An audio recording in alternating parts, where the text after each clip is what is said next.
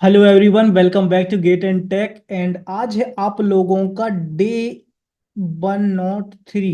That means 103, 103, 103। Okay.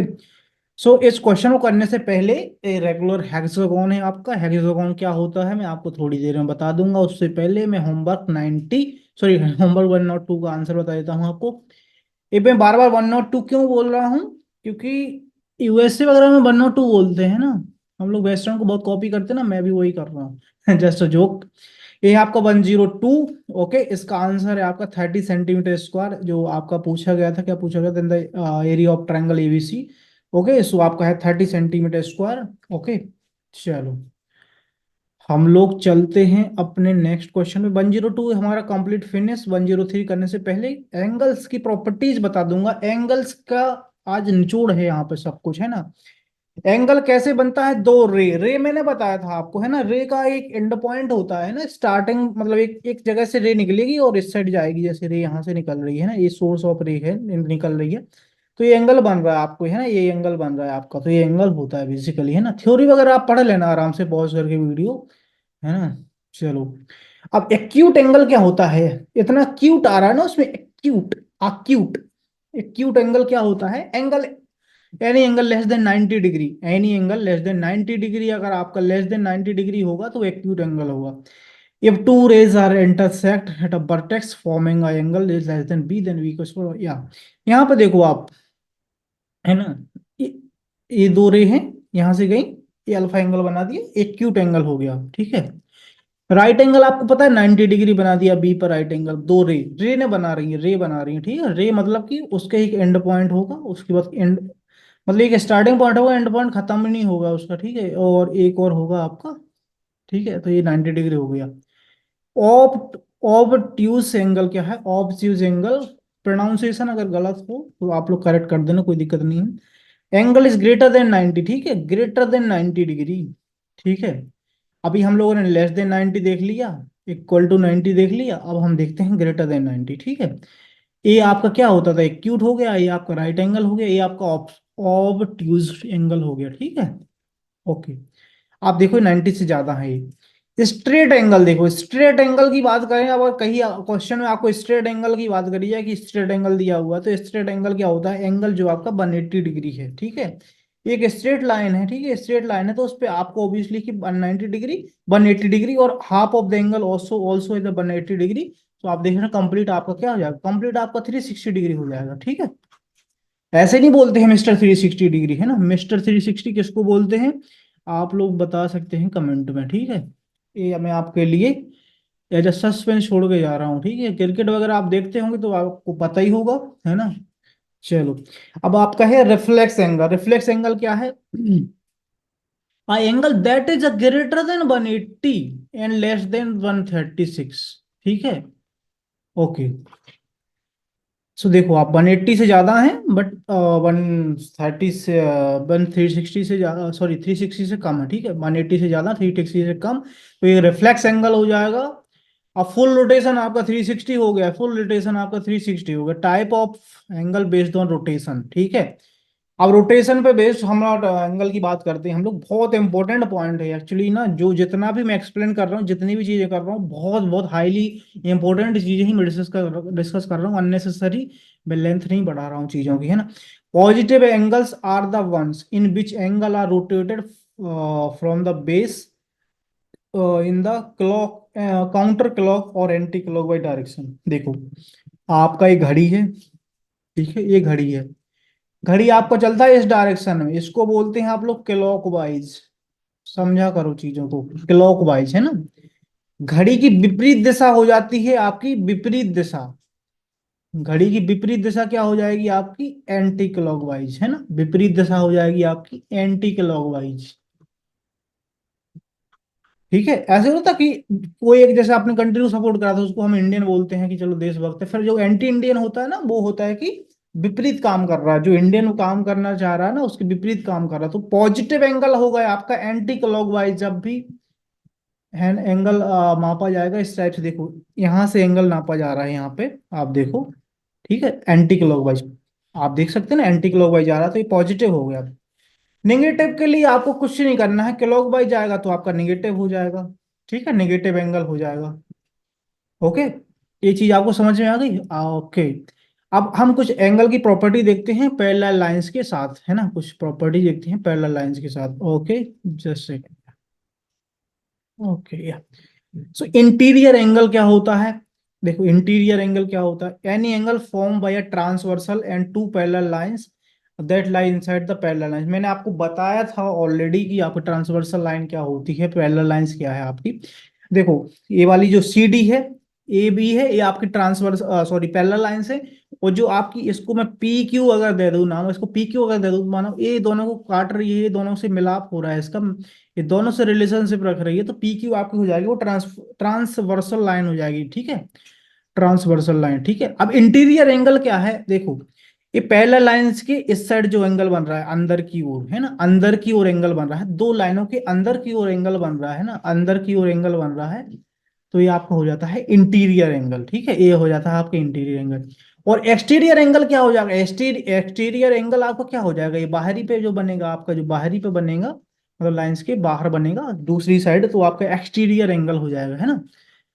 छोटी छोटी terminology है, आपको समझ में ऑलरेडी आ ही रहा होगा, है ना, मजा तो आपको जबरदस्त आ ही जाएगा, है ना, कोई दिक्कत ही नहीं जाएगी। चलो अब हम देखते हैं करस्पॉन्डिंग एंगल, है ना, corresponding angle, one interior angle and one exterior angle that are non-adjacent and on the same side of the transversal corresponding angle are equal, ठीक है, when a transversal cuts a pair of parallel lines the corresponding angles are equal, ठीक है, corresponding angles are equal। corresponding angle क्या होते हैं आप देखो यहाँ पे, one interior angle and one exterior angle, ठीक है, वन इंटीरियर एंगल और one exterior angle and that are non adjacent, मतलब कि पास पास नहीं है।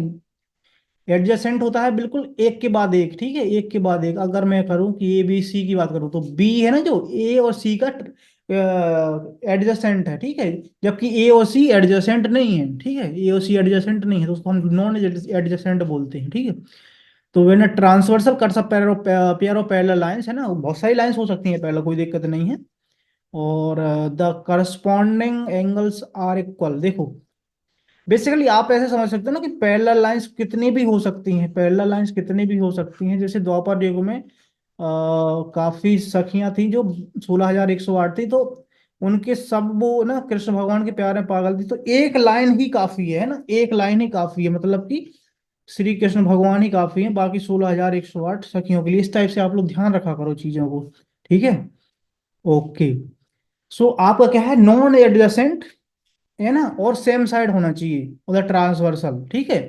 चलो अब यहाँ पे हम देखते हैं कौन कौन से एंगल सेम हो गए, देखो 1 और 5 आपका हो गया, 1 और 5 आपका हो गया। चलो अब क्या हो जाएगा, 4 और 8 हो जाएगा आपका सेम, 4 और 8 हो गया, देखो 4 और 8, 2 और 6, 2 और 6, 2 और 6 सेम साइड पे है ना, और एक है आपका इंटीरियर और एक है एक्सटीरियर, और एडजेसेंट मतलब साथ साथ में तो बिल्कुल भी नहीं है ना।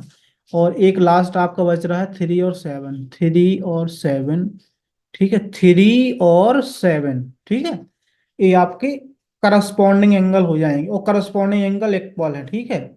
यहाँ पे आपको चीज दिख रही है, अगर मैं बात करूं, जस्ट अ सेकेंड, मैं थोड़ा इसको फिर से इरेज कर देता हूँ। अब देखो आप, 1 है जो आपका ए एक्सटीरियर एंगल है, 5 है आपका जो इंटीरियर है ना, एक लाइन में है, दोनों इक्वल हो जाएंगे, ठीक है। 1, 5, 2, 6, 4, 8, 3, 7, ठीक है, 1 एक्सटीरियर और 1 इंटीरियर, एक एक एक्सटीरियर एंगल होगा, एक इंटीरियर एंगल होगा, और वो नॉन एडजेसेंट हो, मतलब एक साइड एक साथ नहीं होना चाहिए, बिल्कुल सेम सेम, है ना, बिल्कुल एक ही, ऐसे नहीं कि बिल्कुल जुड़े हुए हों। Okay, on the same side, ठीक है। Okay, corresponding angle is clear. Okay, अब अल्टरनेट इंटीरियर एंगल की बात करते हैं हम, अल्टरनेट इंटीरियर एंगल, ठीक है, alternate interior angle. Interior angle का मतलब आपको पता चल ही गया है कि लाइन के अंदर के साइड बनेंगे वो इंटीरियर हो गया, है ना, अंदर की साइड इंटीरियर हो, बाहर की साइड जो होता है वो एक्सटीरियर हो जाता है, ठीक है, ये चीज आपको समझ लेनी है, ठीक है। तो यहाँ पे जो एंगल ए है, देखो आप, एंगल ए है और एंगल डी, ठीक है, आप देखो ये दोनों सेम हो जाएंगे, है ना, एक्सटीरियर एंगल, एक्सटीरियर जैसे कि ऑल्टरनेट एक्सटीरियर एंगल्स की बात कर रहा हूँ मैं, तो यहाँ पर डेफिनेशन हम लोग देख लेते हैं। Sorry, alternate interior angle, yeah. Interior angle on opposite side of the transversal line are that adjacent to different parallel lines, alternate angles are equal, ठीक है। अब देखो, ए वाली एक पैरेलल लाइन है, दूसरी पैरेलल लाइन है, ठीक है। ए वाला जो इंटीरियर एंगल है, ए वाला इंटीरियर एंगल इसके इक्वल हो जाएगा, ठीक है। यहां से जो प्रॉपर्टी दिखी अपोजिट साइड में है ना, अपोजिट साइड में, एक साइड में नहीं, अपोजिट साइड में। ये दोनों अपोजिट साइड में, ठीक है, ये दोनों अपोजिट साइड में, ये दोनों अपोजिट साइड में। ओके, तो ये दोनों इक्वल हो जाएंगे, ठीक है। और यहाँ पे एक नोट दिया हुआ है, भी थोड़ा सा आप देख लो। When a transversal cuts a pair of parallel lines, alternate angles also called Z angles are equal, ठीक है। जेड एंगल्स बोलते हैं, कई बार आप थियोरेटिकली ऑप्शंस वगैरह कुछ ऐसे आते हैं तो आपको पता होना चाहिए कि इसको जेड एंगल बोलते हैं। जेड एंगल क्यों बोलते हैं, है ना। जेड के समथिंग शेप बनता है ना, ये आपकी पैरेलल लाइन गई, फिर ट्रांसवर्सल लाइन ने काटा, और ये फिर आपकी पैरेलल लाइन गई, तो ये जेड के फॉर्म में बनता है एंगल, है ना, जेड के फॉर्म में आपका बनता है। इसको आप आगे बढ़ा दो, है ना, इसको आप आगे बढ़ा दोगे, इसको आप आगे बढ़ा दोगे, तो आपकी पैरेलल लाइंस बन रही हैं आपके, ऐसा नहीं है कोई दिक्कत है आपका, देखो, है ना, पैरेलल लाइंस बन रही ना आपकी। ये वाला एंगल, ये वाला एंगल, ये वाला एंगल, ये वाला एंगल, ठीक है, ये दोनों अपोजिट वाले सिमिलर हो जाएंगे, ठीक है। अब जैसे ऑल्टरनेट इंटीरियर था, वैसे ही आपका फिर एक्सटीरियर भी होगा। Exterior angles on opposite side of the transversal line are adjacent to different parallel line, ठीक, ऑल्टरनेट से इक्वल। तो आप देखो, अपोजिट साइड 3 और 2, 4 और 1, ठीक है, आपके इक्वल हो जाएंगे। ओके, 4 और 1 आपको इक्वल हो गया, 2 और 3 आपको इक्वल हो जाएगा, ठीक है।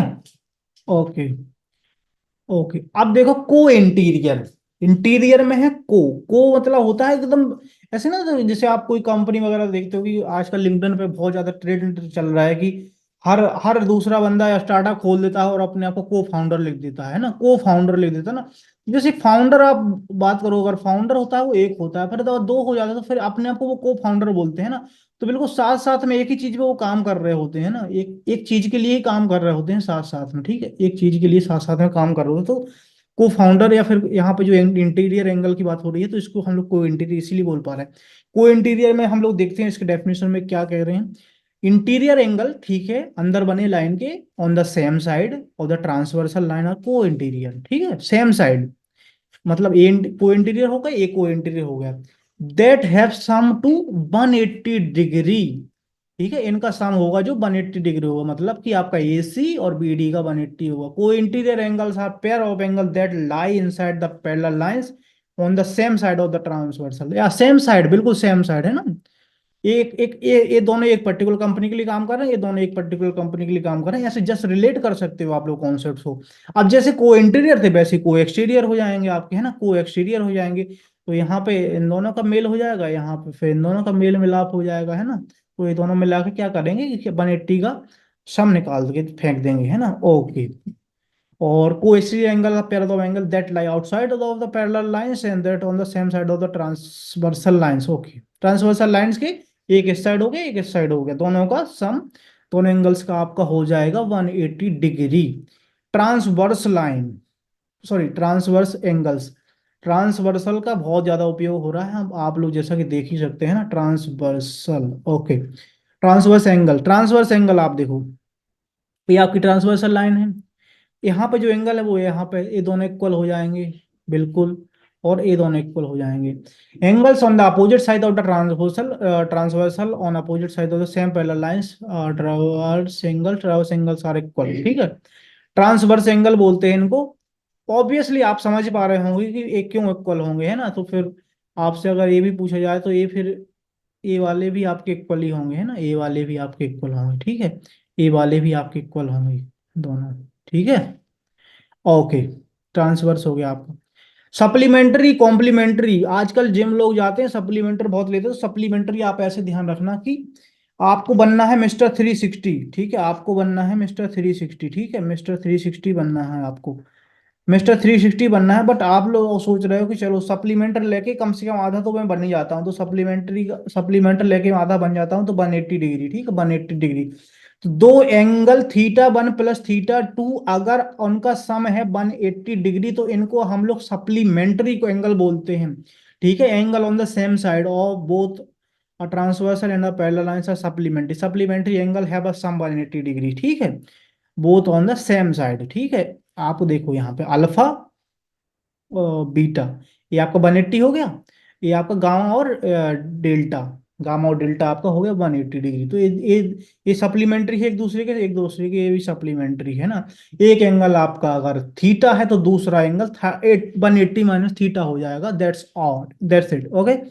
कॉम्प्लीमेंट्री में बात करें तो दोनों का आपका सम होता है। कॉम्प्लीमेंट्री में बात करें तो अगर एक एंगल थीटा है, दूसरा एंगल भी थीटा 2 है, फर्स्ट एंगल थीटा 1 है, सेकंड एंगल थीटा 2 है, तो दोनों का सम होगा वो 90 डिग्री होगा। दैट मीन्स कि अगर एक एंगल आपका थीटा है, सॉरी थीटा 1 है, तो दूसरा सॉरी एक एंगल आपका थीटा 1 है तो दूसरा एंगल आपका थीटा 90 माइनस थीटा 1 हो जाएगा, क्योंकि आप इस साइड कर ले आओगे इसको 90 डिग्री हो जाएगा। आपका यहाँ पर देख सकते हैं अल्फा प्लस बीटा आपका 90 डिग्री दिया हुआ है, ओके। एक लास्ट बात और रह गई है आपके सामने, वो शेयर करनी है, appositive sorry vertical opposite angle, ठीक है। ये आपने एक लाइन खींच दी, यहाँ पे मिल रही है, ठीक है। आप देखो यहाँ पे 4 एंगल बन रहे हैं, अल्फा, जस्ट सेकंड, यहाँ पे बीटा, गामा और डेल्टा, और डेल्टा, ठीक है, ये डेल्टा आपका हो गया। When any two straight line intersect, two pair of angle are formed, ठीक है, ओके, बिल्कुल, two pair of angle are formed, the angles that are opposite to each other are equal and called vertically opposite angle, ठीक है। ये दोनों equal हो जाएंगे, vertically opposite angle बोलते हैं इनको, ठीक है। अ, वैसे वर्टिकली अपोजिट अगर टेक्निकली बात करी जाए तो गामा एंड डेल्टा है, बट हॉरिजॉन्टली अपोजिट ये है, बट बोलते नहीं है, ठीक है, उससे कोई फर्क नहीं पड़ता है। अल्फा इक्वल टू बीटा हो जाएगा, गामा इक्वल टू डेल्टा हो जाएगा आपका, ओके। सो आई होप कि आपको एंगल के बारे में समझ में आ गई होंगी चीजें। अब चलते हैं हम अपने मेन क्वेश्चन की ओर, ओके। मेन क्वेश्चन करते हैं, बहुत ही प्यारा सा क्वेश्चन है, okay. If the regular hexagon, okay, regular hexagon की बात कर रहा हूं मैं, ओके, हेक्सागोन बना लेते हैं एक, ओके, जस्ट सब सिमिलर, इसमें ना एक्चुअली हेक्सागोन में क्या होता है कि सारी लेंथ वगैरह सिमिलर रहती है ना, तो अगर बनाने के बाद आपको लगे ना कि सिमिलर नहीं, तो मैं ऑलरेडी आपको बता देता हूँ कि इसमें ना हेक्सागोन में सारी लेंथ सिमिलर होती हैं, ठीक है। अब वो कई बार पेन को इससे बनाते हैं ना तो बन नहीं पाता उतना अच्छे से, तो कोई दिक्कत नहीं है, ठीक है। सो आपका क्या हो जाएगा, यहाँ से हम लोग डिफरेंट कलर से कर देते हैं तो थोड़ा सा दिखने में भी अच्छा लगेगा, इसको यहाँ पे मिला देते हैं, ठीक है, और इसको यहाँ पे मिला देते हैं, एक पर्टिकुलर पॉइंट पे हम लोग यहाँ पे, ये बेसिकली सेंटर में होता है एक्चुअली, ये सही बन नहीं पा रहा है, बट आपको मैं जस्ट बता देता हूँ कि ये सेंटर में होता है बेसिकली, है ना, ओके। ये आपका सेंटर है बेसिकली। अब वो डायग्राम एक्यूरेटली मैं बना नहीं पा रहा हूँ, आप समझ सकते हैं चीज़ों को, है ना, ओके। अगर हम लोग इसकी वन साइड की लेंथ एक्स लेते हैं तो सारी लेंथ एक्स एक्स होती हैं, सारी लेंथ एक्स एक्स होती हैं, ठीक है। और एक इक्विलेटरल ट्रायंगल यहाँ पे क्रिएट होता है, दैट मीन्स कि इसका जो सम होता है वो 60 डिग्री होता है, 60 डिग्री होता है, ठीक है। सॉरी, सारे एंगल 60 डिग्री होता है, इक्विलेटरल ट्रायंगल की बात करूँ, क्योंकि इक्विलेटरल ट्रायंगल में बात ही इक्विलेटरल, इसका जो संधि विच्छेद करोगे ना आप लोग, इसको क्या करते हैं, थोड़ा सा जो इक्विलेटरल लिखा हुआ है ना उसको आप इसका मीनिंग निकालने की कोशिश करते हो, इक्वल एंगल ट्रायंगल होता है वो, इक्विलेटरल है ना, इक्विलेटरल, ओके। सो इसका जो आपका होता है ना एरिया ऑफ इक्विलेटरल ट्रायंगल, ठीक है, इक्विलेटरल ट्रायंगल का जो आपका एरिया होता है ना, √3/4, और होता है साइड का स्क्वायर, साइड यहाँ पे हमारी है एक्स, ठीक है। तो यहाँ पे क्या हो जाएगा, √3/4 x², ये चीज आपको समझ में आ गई होगी आई थिंक। तो फिर हमारे हेक्सागोन का एरिया क्या होगा, एरिया ऑफ हेक्सागोन, देखो हेक्सागोन में क्या होता है कि आपके 6 कोने रहते हैं, मतलब 6 साइड रहती है। पेंटागोन की बात करें तो 5 रहती हैं, बाकी आपके जो आते हैं वो क्वाड्रेटल में आते ही आते हैं ना, सेप्टॉन, ऑक्टेन वगैरह बोल सकते हैं, मतलब उसमें 10 साइड वगैरह होगी, तो उसका हमें जरूरत नहीं, बट आपको थोड़ा सा आइडिया होना चाहिए ना। तो यहाँ पे क्या होगा, एक हमारा निकला, एक ट्रायंगल है, ऐसे कितने ट्रायंगल है, 1 2 3 4 5 6, 6 ट्रायंगल है तो एक का इतना आया तो 6 का कितना आएगा, टोटल हो जाएगा, फिर क्या बात है ना। ये आपका आ जाएगा area of hexagon, hexagon. Okay, चलो अब हम चलते हैं अपने क्वेश्चन पे। ये था मेन क्रक्स जो आपको पता होना चाहिए था। The area of the regular hexagon is equal to the area of the equilateral triangle of side 12, x equal to 12 दिया हुआ है, हम दोबारा डायग्राम नहीं बनाते वैसे। Then the length of length then the length in centimeter of each side of the hexagon is x. Okay, triangle of side. Okay, just second, आपसे क्या पूछा, if the area of the regular hexagon is equal to the area of equilateral triangle, है ना, equilateral triangle की side है 12, then the length of then the length in centimeter of each side of the hexagon is. Okay, just a second, या सो हमारे पास, just a second, अभी हम आराम से एक बार डायग्राम बना के फिर से देखते हैं चीजों को। ओके, तो हमारे पास है एक regular hexagon, regular hexa, just second,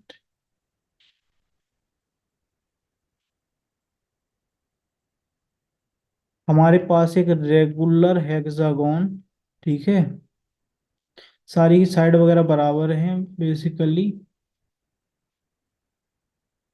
यहाँ पे मिल रहा है इसका। ओके, इक्विलेटरल ट्रायंगल का जो साइड दिया हुआ है वो 12 दिया हुआ है ना, 12 12 12, ठीक है। ओके, देखो, जो आपका जनरल होता है ना, जनरली मतलब हमारा हेक्सागोन इस टाइप से बनता है, तो इसमें हमें जो मिलता है ट्रायंगल वो इक्विलेटरल ट्रायंगल होता है, ठीक है। सो बेसिकली यहाँ पे क्या हो रहा है कि आपका एक रेगुलर हेक्सागोन दिया है, थोड़ा सा मैं मिसअंडरस्टूड कर गया था, एक रेगुलर हेक्सागोन दिया है, जस्ट सेकेंड, एक रेगुलर आपका हेक्सागोन दिया है। ओके, और एक आपका दिया है इक्विलेटरल ट्रायंगल, मतलब इसकी साइड इक्वल हो रहती है, और इसकी साइड अगर हम एक्स मान लेते हैं, इसकी साइड हम 12 मान लेते हैं, तो दोनों का एरिया इक्वल दिया हुआ है बेसिकली, है ना। तो इसका एरिया हम लोगों ने दिख रहा है ना, रेगुलर हेक्सागोन का एरिया क्या होता है, 3/4, 6 टाइम्स 3/4, साइड इसकी एक्स का स्क्वायर, और इसका होता है आपका √3/4, और इसका साइड का स्क्वायर मतलब 12 का स्क्वायर, ठीक है। ये चीज आपको समझ में आ गई, हम इस साइड बता देते हैं आराम से, ठीक है। 3/4 से 3/4 आराम से चला जाएगा, 6 टाइम x² इक्वल टू 12 × 12, है ना, 6 से जाएगा 2 टाइम्स x² इक्वल टू आपका आ जाएगा 24, x इक्वल टू आपका आ जाएगा √24। तो आपकी जो साइड है ना हेक्सागोन की, √24 आ जाएगा। चलो थोड़ा सा और अंदर बाहर करते हैं।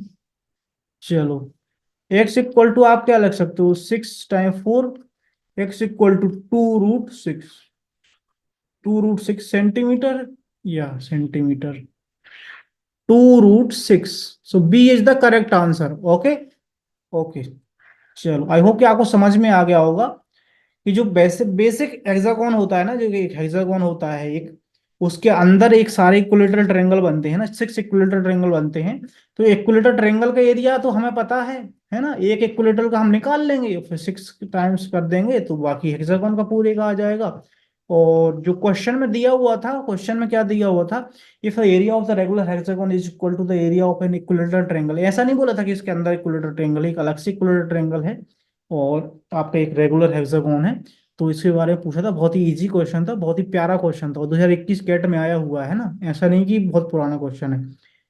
ओके, सो अब हम चलते हैं होमवर्क 102 का, मैं ऑलरेडी आपको बता ही चुका हूँ, 3 सेंटीमीटर आपका हो जाएगा। और अब चलते हैं हम इस पे, जैसे ये तो खत्म एंगल, या चलते हैं होमवर्क की ओर। होमवर्क 103, आई होप कि आप इसको सॉल्व करेंगे, बहुत ही प्यारा क्वेश्चन है ना, रेगुलर हेक्सागोन, ये सारी चीजें आप लोग अच्छे से करोगे, ये भी कैट में आया हुआ है। So thank you so much for watching the video, I hope कि आप लोगों को मजा आ रहा होगा।